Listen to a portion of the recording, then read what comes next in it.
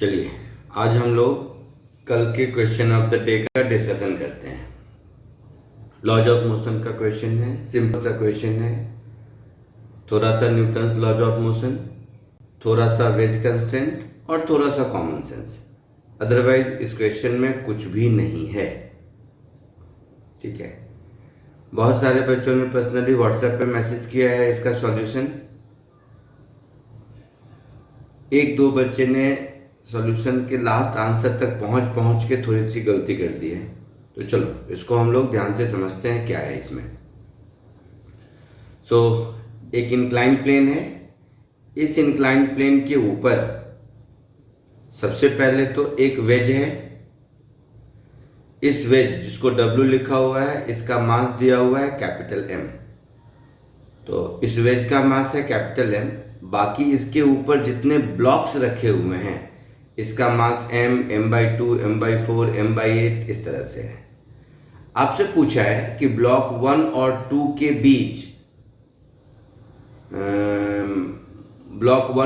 के बीच contact force कितना होगा। देखिए, find the contact force between block 1 and 2 at the same time acceleration of ways कितना होगा। ये दो चीजें हमें निकालनी है। ठीक है, कहीं कोई फिक्सर नहीं है, सारे सरफेसेस स्मूथ हैं। और ये जो ब्लॉक 1, 2, 3, 4 है, इसके मास ज्योमेट्रिकल प्रोग्रेशन में है और इस तरह से ये इनफाइनाइट नंबर ऑफ ब्लॉक्स है। तो सबसे पहले क्या करते हैं हम लोग। अच्छा, पहले तो मैं इस इमेज को कॉपी कर लूं। तो ये इमेज है, इसको कॉपी कर लेते हैं, सॉल्व करने में यूज करेंगे। ये जितने ब्लॉक्स हैं यहां से यहां तक, ये पहले तो इन सब का कंबाइंड मास ढूंढते हैं। तो इन सब का कंबाइंड मास देखोगे तो वो कंबाइंड मास एक ज्योमेट्रिकल प्रोग्रेशन में होगा, M plus M/2 plus M/4 plus so on so fourth till infinity. तो यहाँ पर M कॉमन ले लेंगे अगर हम, तो 1 plus 1/2 plus 1/4 plus 1/8 plus dot dot dot कुछ इस तरह का। अच्छा, इनफाइनाइट जीपी का सम A/1 - R। सो हमने M कॉमन ले लिया, this is 1/1 minus 1/2। So finally it will be 2M। मतलब इस टोटल का कंबाइंड मास हमारा हो गया 2M। ठीक है, अब आगे बढ़ते हैं। तो मैं इस इमेज को कॉपी करता हूं। तो इसको थोड़ा अगर हम सिंप्लीफाई कर दें तो ऊपर 1, 2, 3, 4 जितने भी मासेस हैं, इन सब मासेस के बदले हम एक M/2 का मास रख सकते हैं, सॉरी 2M का मास रख सकते हैं। तो जस्ट सिंप्लीफिकेशन के लिए इन सब के बदले मैंने वाइटनर लगा दिया और कुछ नहीं। इन सब के बदले एक कंबाइंड मास 2M हम यहाँ पर रख देते हैं। तो इन सब के बदले ये जो ब्लॉक 1 लिखा हुआ है, ये सब के बदले इनका मास हो गया 2M और नीचे जो वेज है उसका मास है M। क्वेश्चन में दे रखा है तो इस W का कोई यूज नहीं है तो मैं M लिख देता हूं। अब क्या होगा, जो वेज M है ये तो A एक्सेलरेशन से नीचे आएगा, कुछ एक्सेलरेशन से। इसके एक्सेलरेशन का डायरेक्शन हमेशा डाउन द इंक्लाइन होगा। तो ये वेज A एक्सेलरेशन से नीचे आ रहा है। अब बात आती है इस 2M का एक्सेलरेशन कितना होगा। तो हम लोग वेज कंस्टेंट में पढ़े हैं कि अगर कोई ऑब्जेक्ट एक दूसरे के कांटेक्ट में होता है तो along common normal acceleration equal होता है। तो 2M का एक्सेलरेशन इधर और इस A के एक्सेलरेशन का कंपोनेंट डाउनवर्ड डायरेक्शन में मैच करना चाहिए। तो ये एंगल अगर थीटा है तो ये एंगल 90 माइनस थीटा होगा, ये 90 माइनस थीटा होगा, तो ए का कंपोनेंट ए साइन थीटा इधर होगा। मतलब ये जो 2m ऑब्जेक्ट है इसका एक्सेलरेशन नीचे की ओर ए साइन थीटा हम लिखेंगे, तब जाके ये दोनों ब्लॉक एक दूसरे के कांटेक्ट में रहेगा। यहां तक किसी को कोई दिक्कत नहीं होनी चाहिए। Wedge constant, nothing else. So 2m का एक्सेलरेशन नीचे की ओर अगर हम ए वाई मान लें तो उस ए वाई की वैल्यू ए साइन थीटा के बराबर होगी, तभी ये 2m ब्लॉक, 2m मास का ब्लॉक m मास के वेज के हमेशा कांस्टेंट में, हमेशा कांटेक्ट में रहेगा। अब इन दोनों का फ्री बॉडी डायग्राम ड्रॉ करते हैं। किन दोनों का? तो एक वेज का और एक 2m का। तो देखिए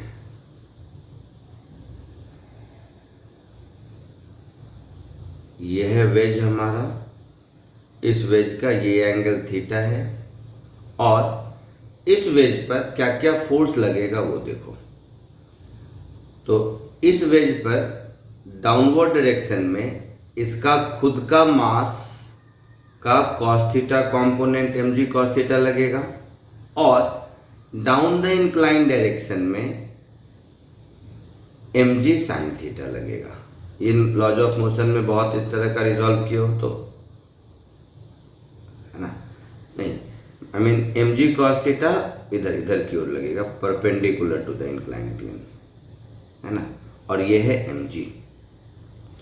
इसके साथ साथ इस वेज पर इंक्लाइन प्लेन का नॉर्मल इधर की ओर लगेगा, लेट इट बी n1। साथ ही साथ ये 2m मास इसके कांटेक्ट में है, तो ये इस पर एक नॉर्मल फोर्स इधर n2 लगाएगा, और 2m का फ्री बॉडी डायग्राम भी मैं इधर ही ड्रॉ कर देता हूं। तो इस 2m का खुद का वेट 2mg नीचे लगेगा, और ये जो n2 2m वाला इस पर लगा रहा है, इसी का अपोजिट n2 वेज 2m पर लगाएगा, है ना? तो अब यहां पर आप देखेंगे तो n2 का, इस n2 का एक कंपोनेंट ये एंगल थीटा, इस n2 का एक कंपोनेंट n2 cos थीटा इधर लगेगा, और इस n2 का एक कंपोनेंट n2 sin थीटा इधर लगेगा। अब इस वेज का अगर हम इक्वेशन ऑफ मोशन लिखें, अगर हम इस वेज का इक्वेशन ऑफ मोशन लिखें तो n2 sin theta plus n2 plus mg sin theta, ये जो कुछ भी है, ये ma के बराबर होगा, है ना? और इस n2, ये वाला जो 2m ब्लॉक है, ये a sin थीटा एक्सेलरेशन से नीचे आ रहा है, तो इसका भी इक्वेशन ऑफ मोशन लिख सकते हैं। और ये a एक्सेलरेशन से डाउन द इंक्लाइन जा रहा है, तो इसका भी इक्वेशन ऑफ मोशन लिख सकते हैं। तो ये सारे इक्वेशन ऑफ मोशन को हम लिख देंगे तो हमारा ये सॉल्व हो जाएगा। अच्छा, ये जो n1 है,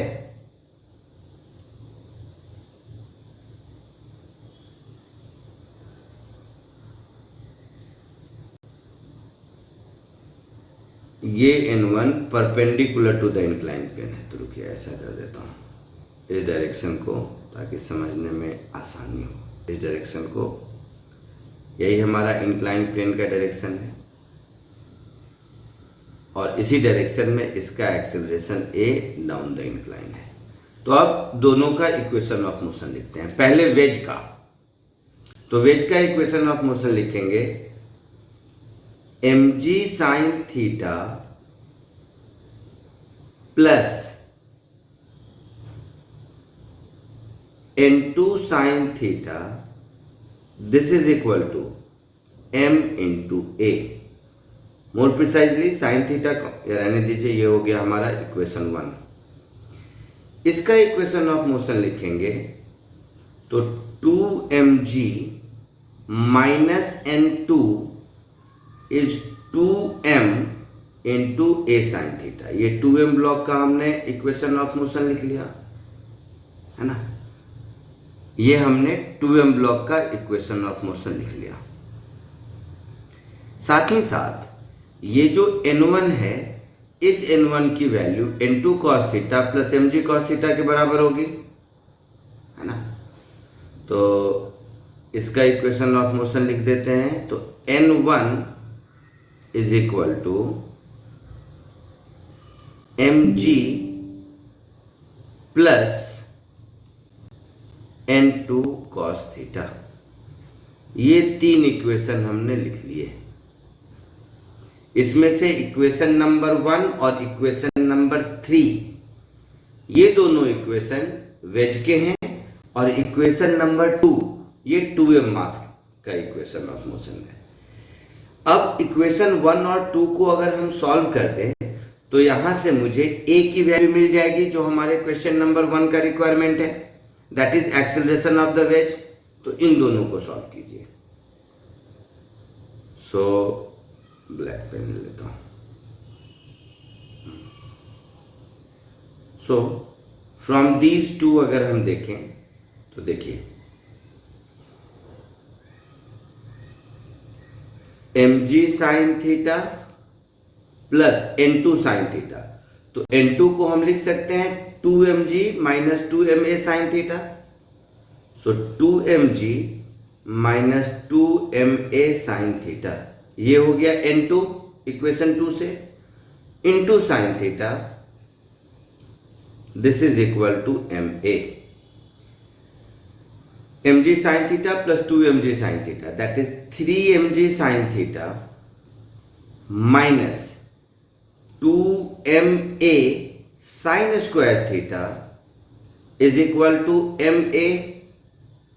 ए वाले टर्म को लेफ्ट हैंड साइड में ले जाइए। So 3mg sine theta is equal to ma common 1 plus 2 sine square theta. m cancel हुआ। So acceleration of the wedge की वैल्यू तो मुझे मिल गई 3g sine theta upon 1 plus 2 sine square theta. तो first part of the second part of the question जिसमें पूछा है एक्सेलरेशन ऑफ द वेज, उसका आंसर हमें मिल गया।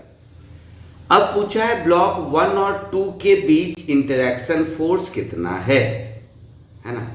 तो ब्लॉक 1 और 2 के बीच इंटरेक्शन फोर्स के लिए अब ब्लॉक 1 और 2 का फ्री बॉडी डायग्राम बनाते हैं।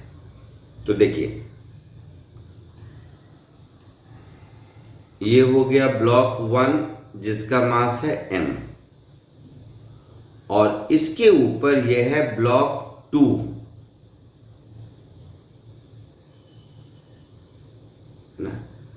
सो ब्लॉक 2 के ऊपर, इसके ऊपर जो ब्लॉक 2 है उसका मास है m/2,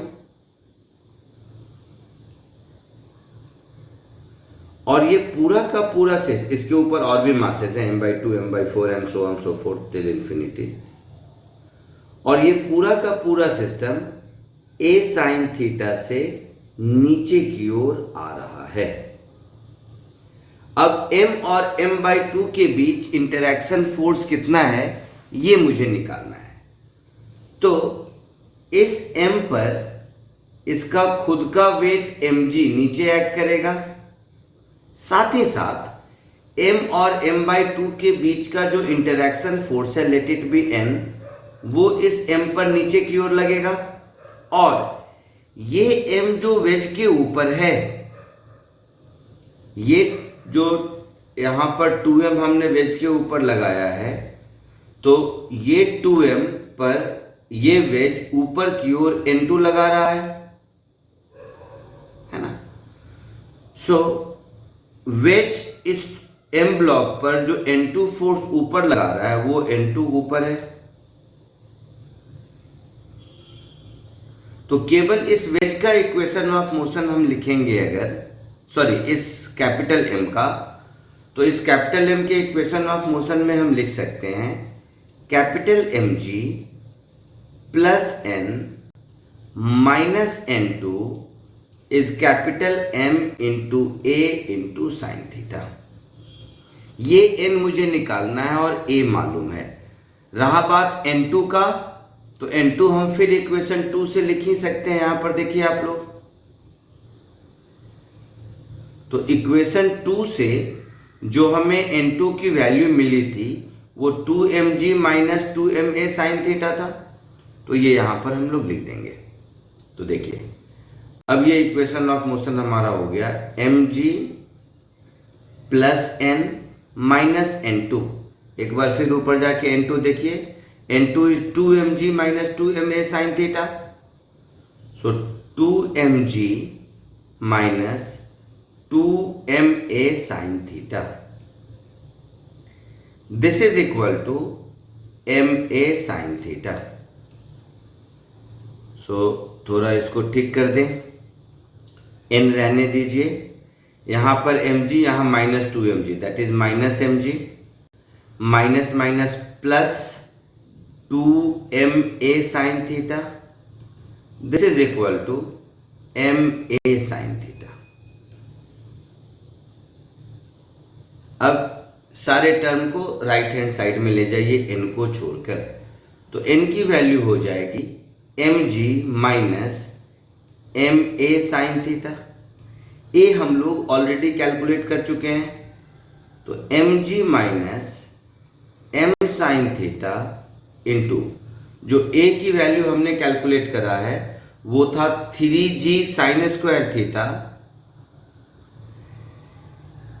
नहीं, जो a की वैल्यू हमने 3g sine theta upon 1 plus 2 sine square theta, ये वैल्यू यहां सब्स्टिट्यूट कर देते हैं एक ही जगह।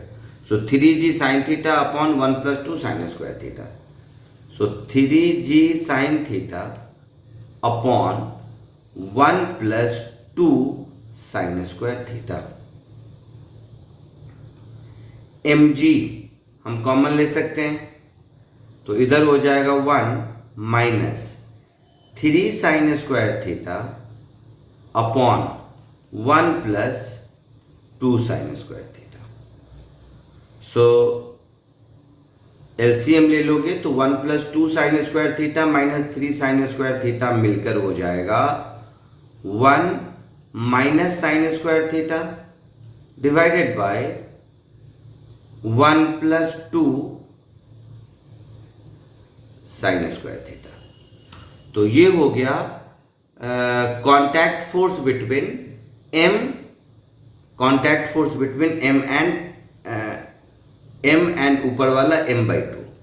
और सिंप्लीफाई करना है तो 1 माइनस साइन स्क्वायर को कॉस स्क्वायर लिख सकते हैं, so this is mg cos square theta upon 1 plus 2 sine square theta. तो ये हुआ आपके फर्स्ट पार्ट का answer. Believe me, free body diagram अगर सही से ड्रॉ करते तो बहुत ही आसान क्वेश्चन था, इसमें कोई बहुत ज़्यादा दिक्कत की बात नहीं है। हाँ, साइकोलॉजिकली वो इनफाइनाइट ब्लॉक देख देख के आप डर जाओगे, इतना मैं मान सकता हूँ, बट एक बार पेन पेंसिल उठा लिया तो वो डरने की ज़रूरत नहीं है, सारे calculations smooth and easy going है। चलिए कल मिलते हैं नए क्वेश्चन ऑफ द डे के साथ, बाय।